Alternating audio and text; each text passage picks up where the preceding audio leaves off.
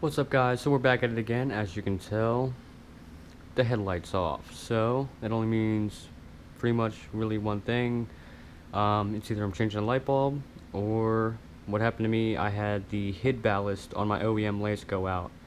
So I'm pretty sure I found out the reason for it. The reason is probably because the guy before me that had the Genesis, he drilled in to the headlight assembly, and so it doesn't do it all the time, but if I go into a car wash, or if I wash the engine bay down, it'll actually condensate really bad in the headlight assembly, and then the water will condensate, and with the back cap on, the water will eventually, clear out, or it'll look like it's gone, but it'll really just rest at the bottom, and on the bottom is where the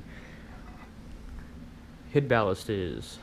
So when it's sitting on the bottom of it, all that water is just trickling down, and eventually sits inside past this connector, and it messes up the chip inside. So I'm gonna take this old head ballast off, probably crack it open, see how bad it is. This is just a used one I bought online. I got this for like 65 bucks. So brand new OEM is like 200, around there. Okay, so first thing you're gonna do is obviously take the headlight off.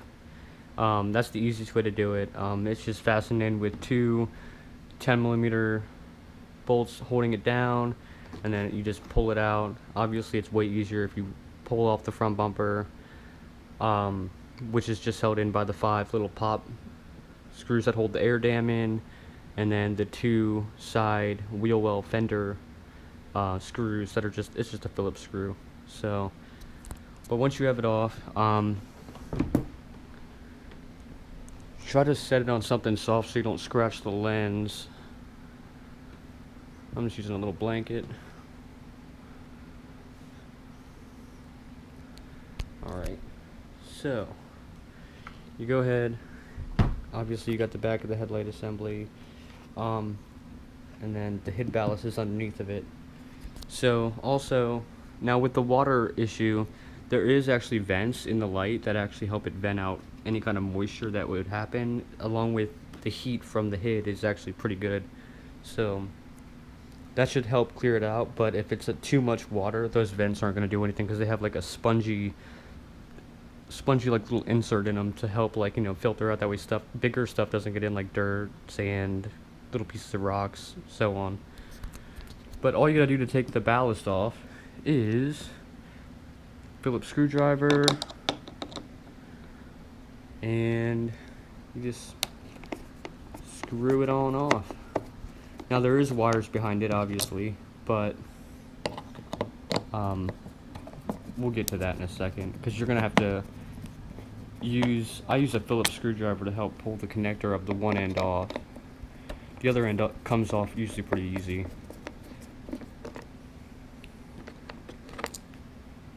Okay, so once all the screws are out, there's 3 of them. 1, 2, 3.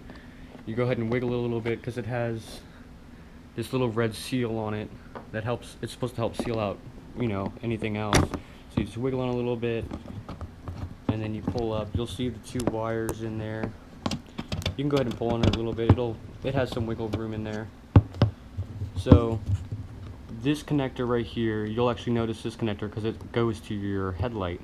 Now this is the actual power connector that basically goes inside, does its thing, and then triggers it back to the actual headlight itself, so you get the head aspect of it. Okay, so with the first one's easy. You just literally pull on it a little bit. Here, let me put this right there. All you gotta do is literally pull on it a little bit, wiggle it, and it'll literally pop itself out. That one's not the hard one to worry about. Just make sure it doesn't fall back into the assembly, and we'll pop this red ring out once we're done messing with this. Now with this one, the actual power wire, what I like to do is, you gotta be gentle with it though, because you can snap wires and that would be a terrible day. So what you gotta do is take the screwdriver in here and all you gotta do is get back behind this clip right here on the far left side of it. Just wedge the screwdriver in there, pry on it a little bit. Don't try to bust the connector off. You get in there, pry against it to loosen it, and you can pull on it. And then once you got it like about a quarter of the way, a third of the way out, go ahead and just pop the clip the rest of the way out. And then obviously remove the old ring, which I'm probably going to end up reusing this one because this ring, this little rubber gasket looks way better than this one. This one looks a little dirty. I mean, you could just wash them up. They're just like little rubber things, so. But this one's already clean, so might as well go with it. Alright, so this is the one I'm going to be replacing it with. This is the ring. Yeah, this is the ring I'm going to be using. Go ahead and literally just slide it back on if it does come off. And then, so you'll see in here, so you got the wires, you got basically like the headlight connector, your main power. Same process going back in. So you basically just go back over, set you guys back down again. Alright, so you guys got the assembly, headlight assembly view. So literally all this is, I like putting the headlight connector back in first, because it literally will just clip in there. Stick it in, you'll feel it clip. Same thing with this one. This thing only goes one way, so there's no point in trying to worry about which way it goes. Shove it in, push this clip in a little bit, and then that one's in.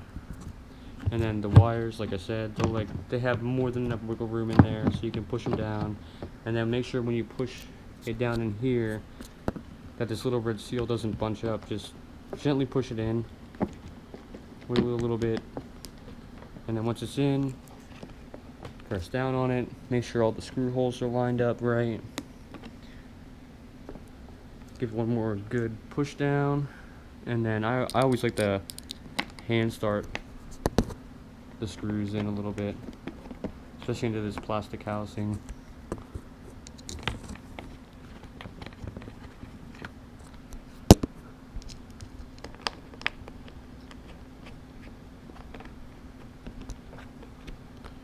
And then same thing, you just screw drive it on in there. Now you want it to be tight, but you don't want to try to strip out the screws either. Like I said, it's a little plastic housing, so. Okay. You got that, that. Make sure everything's nice and snug.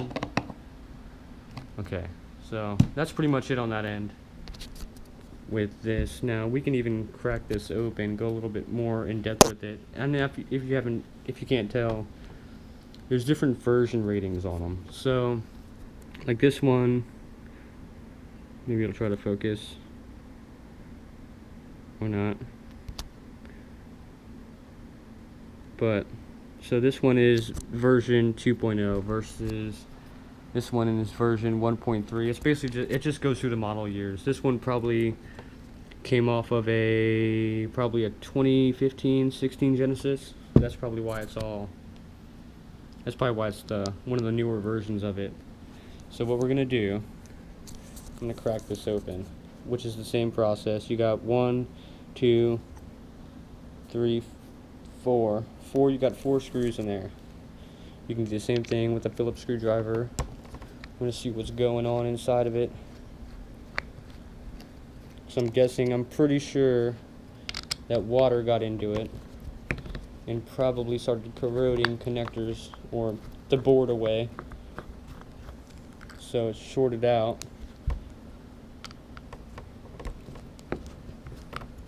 Now I did do this with the last one. The last one I cracked open, I actually tried to clean up some of the corrosion, and it did work again, but it went out a little bit after. So, and then you just basically got to pull it apart now. Let's see. Stick the screwdriver in here. Get it loose.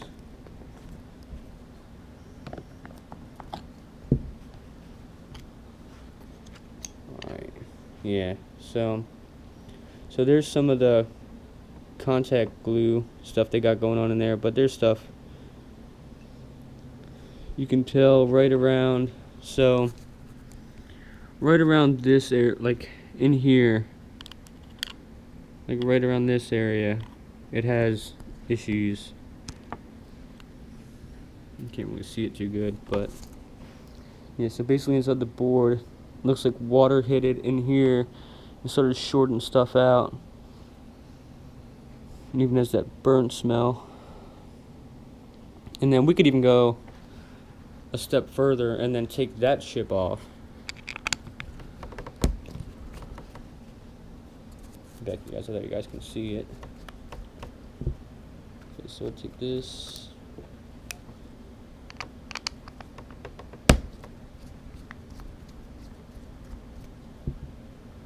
We're digging deep into the ballast, guys. And then put this bottom in.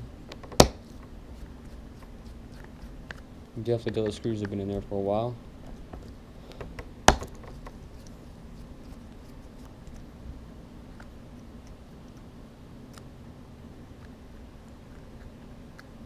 Okay, so we got those 4 screws, move those out of the way. And then, same concept, try to be gentle on the chip.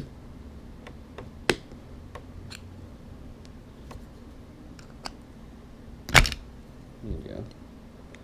Get up behind it. Okay, so we got the front and back of the actual chip itself. The front side's not looking too bad. Some rust and stuff going on back there. Behind that main plug, the headlight plug. And then down over this way, there's some rust around the main portion of the board. And dirt and stuff, but overall it's not too bad. What I'm thinking is, when the water comes in, it's trickling down past this and then hitting the bottom of that connector, and it's shortening it out because there's definitely a bunch of rust at the bottom of the headlight connector, so water's definitely getting in there. But the back side of it is where you can really see it, right over in this area where it's all burnt out, and even has that specific good old-fashioned electric burn smell. But okay, so we'll set that stuff off to the side. Now if you want, we can go to the easy stuff. So if you're just replacing your headlight, let me get the screws and stuff out of the way. Now if you're just replacing the headlight, whether it's the high beam, usually you can access the high beam though through the engine bay, just sticking your hand in there and taking off the dust cap. But for the hood, you're normally gonna have to pull the headlight off. But you basically, all you gotta do, you just go in here, take the dust cap off, and you'll see the actual headlight in there, or bulb. All you gotta do is push this retainer thing back, it'll hinge open, you go ahead and pull the bulb out, disconnect it from the same connector that was on the ballast, and then you just swatched out for another bulb. Now this is a aftermarket bulb. This is from DDM Tuning. So DDM Tuning makes these, and here is actually the OEM light from Philips. It is actually part number, it's a DS1 35 watt bulb to start with, and then you got, I'll try to get it in there for you guys.